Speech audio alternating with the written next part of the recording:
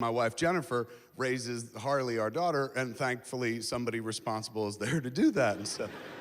And so right when I was getting ready to leave, my daughter comes in and she just got her license. So she comes into the room and she's just like, hey man, can I use your car? She says to my wife, Jennifer, let me use your car to go to Target and get my nails done. And Jennifer was like, absolutely not. Oh my God, no. Like, you'll crash for sure. And I saw my moment to jump in and be the good parent and be like, let her do it, you know?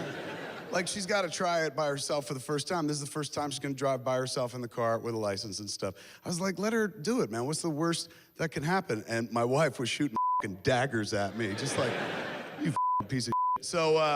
So I was like, yeah, man, let's just let she could do this. You can handle this, kid. I said, just don't speed or anything like that. Trust that she's a good driver. You've been in the car with her. She's not terrible. And so trust that she could do this and stuff. So, I was like, all right, man, I'll have fun. And I stood at the front door and watched her pull away and stuff, which was nerve-wracking because she had to do a K-turn and she backed out without even looking. Another car was coming down the hill and they had one of these moments and you heard skidding and I didn't know which one it was. And finally, she corrects herself, and then there's a moment where the dude behind her clearly wants to go faster, and my kid, the novice driver, I'm watching this go, let him go first, let him go first. But she's my kid, very competitive as well. And I saw my driving in her, all of a sudden she guns it past this fucking dude down the street. And my wife is like, yeah, she's ready to drive by herself. So I was like, this is nerve-wracking, man. And she was like, you shouldn't have let her do this. I was like, I need a joint. And so I started smoking. And I was like, what do we do? Do we chase her down? She's like, no, that doesn't show any trust whatsoever. She's gone, I have Find friends on my phone, and so I could track her every movement. And so I was like, you f***ing serious? Open that shit up, man.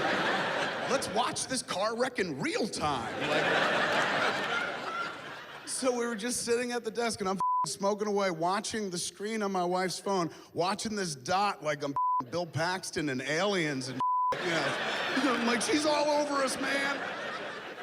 Watching her make the journey that was literally like, you could make this ride from our house to the Target Plaza in about 2.5 minutes. This was the longest 7 minutes of my life. And as we're watching it, my wife's going, you gotta go for your show. I was like, I can't go. This is my show now. Like, I gotta know if she made it. We were sweating balls. My wife never smokes, and I was like, you sure you don't want to try this? She's like, I'm close, believe me. Because every time the dot stops on the map, we're like, what's the story here? Did she get an offender bender? Is she buying cocaine? What is going on?